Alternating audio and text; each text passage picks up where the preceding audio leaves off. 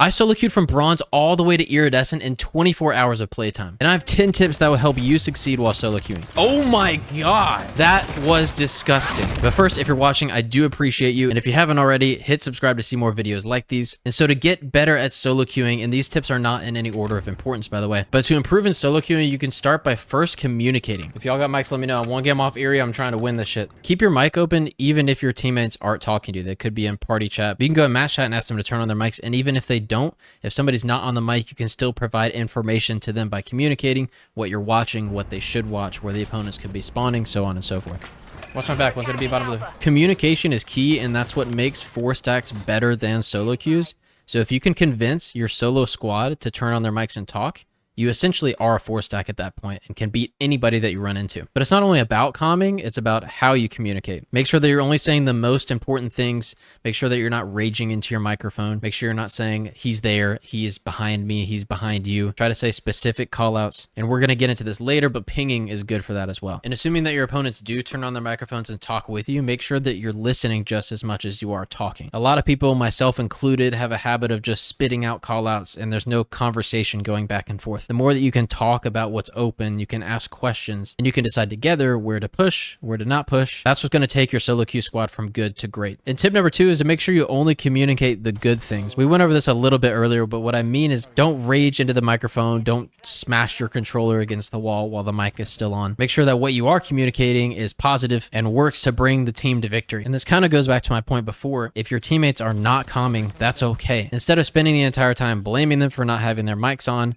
all you can do is calmly say your call outs, calmly say what you're watching. I don't see shit. Even if they're not listening and it's into the void, it's still worth the % chance that they might be actually listening. Tip number 3 is don't blame your teammates. This is going to sound like I have an ego, but as I was ranking up to iridescent, I had to go through ranks that I knew I was better than. And there's 2 ways that you can go about communicating to people that are struggling. You can blame them, you can put them down, and you can make them feel worse. Or you can tell them, hey, it's okay. We lost that round. It's okay. You lost that 1v1. Let's move on to the next one. I'd like to think that everybody that solo queues is just the smallest bit away from completely losing full and giving up. And I've definitely been guilty of that myself sometimes. But as a general rule of thumb, it doesn't hurt to be positive. Even in situations where you're losing badly or that your opponents are letting you down, it's only going to hurt if you become negative towards them. They're not going to play any better, which makes you lose more SR. And you never know what teammates you'll have in future lobbies. So you don't want to tarnish any reputation or any rapport that you built up with teammates up until this point. Just be nice, guys. It's not hard. Tip number 4 kind of goes into the last point, and it's to focus on what you can do to improve. At the end of the day, with every loss, you can choose either to blame your teammates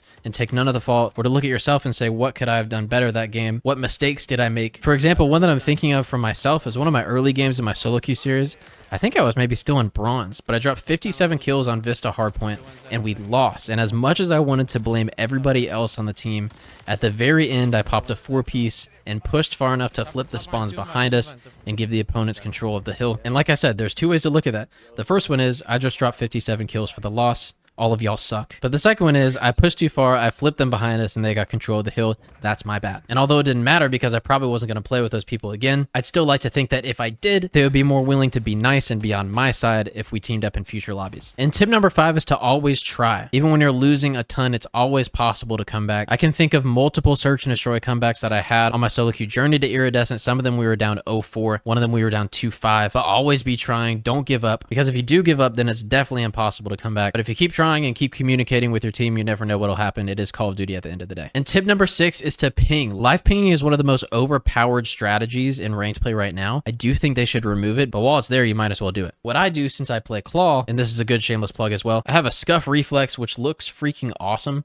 by the way, and I took out some of the paddles on the back, but I use my left paddle as my up arrow to ping. That way my hands can stay on the controller, I can play Claw like normal, but all that I have to do is squeeze my ring finger and I can live ping. This is also a good time to announce that I have partnered with Scuff Gaming. You can use code LunchTime or the link in the description. I'm a huge fan of this controller, and honestly, the thumbsticks are my favorite of any controller I've ever used. That's genuine gas, by the way. I actually really like these. For somebody that doesn't play Claw, it of course comes with 4 total paddles. I just took them out since I do play Claw. But yeah, code LunchTime, shout out Scuff. Tip number 7 is not to to over chow. A lot of people, myself included, make the mistake of just running and gunning, not really caring about where the rest of your team is. And when you notice yourself in those habits, take a second, sit back, look at the minimap, then wait on your teammates to get close before pushing. If you do have control of a hard point, you can push out a little bit, that's fine, but I would do so to get in a credit corner and cut off a lane rather than just fully sprinting towards the opponents. It's also okay to trust your team even if they are solo queued. One example that I'm thinking of is on high-res control. If you're trying to capture the B control point, let's say you want to focus on your B street, you can either communicate with your team to hold B dom or ping it telling them to look there while you hold your street. And even if your teammates do let them get through, like I said, that's totally fine. But the map's going to be so much easier if you use that teamwork to focus yourself at just one lane. And the next tip number 8, is that losing is totally normal. Y'all saw in the statistics from my solo queue road to Iridescent, if I remember correctly, my win-loss was like 1.4. And even the best of the best pro players that solo queue or even the 4-stack still lose their games. Losing is a part of Call of Duty. You can choose to be okay with it and learn from it, or you can choose to be pissed about it and blame your teammates for it. I, for one, would rather choose the first, as everybody's going to lose at some point in time. Just don't lose fool about it. And tip number 9 is that when you do lose, just be sure to say GG's and lose in a way that lets you learn something for the next game. Going back to that Vista hardpoint from earlier that I was talking about, like I was saying, mentally I could have chose to blame the entire team, but instead now on P3, you won't catch me pushing all the way out towards P1 and flipping the opponents behind us, just because that's something that I learned from that game to never do again. So always be learning and lose in a positive manner, because you never know who's going to be on your team the next game. Could be somebody that just beat you, or could be somebody on your team that's much more likely to be your friend if you say GG's and don't just blame them. And the last tip number 10, is cheesy, yes, but it's try to enjoy it. It is a game after all, and you should be playing it for fun. If you're not having a good time playing the game, why play at all? And your own mental and the way that you can look at something before you even start it has a lot of impact on whether or not you're gonna have a good time. If you're super negative and you're raging the whole time, it's very possible that you'll win a game and perform well, but not have a good time. So what's even the point? And I'll add an extra one in here. Tip number 11 is just don't solo queue. It is a lot more fun than 4-stacking, but it's so much more stress. So it's totally okay to not like solo queuing and wait until you have a team to play. Anyways, that's it for this video. I hope you learned something. Best of luck on your solo queue games. Subscribe if you enjoyed, and I'll catch you next time at lunchtime.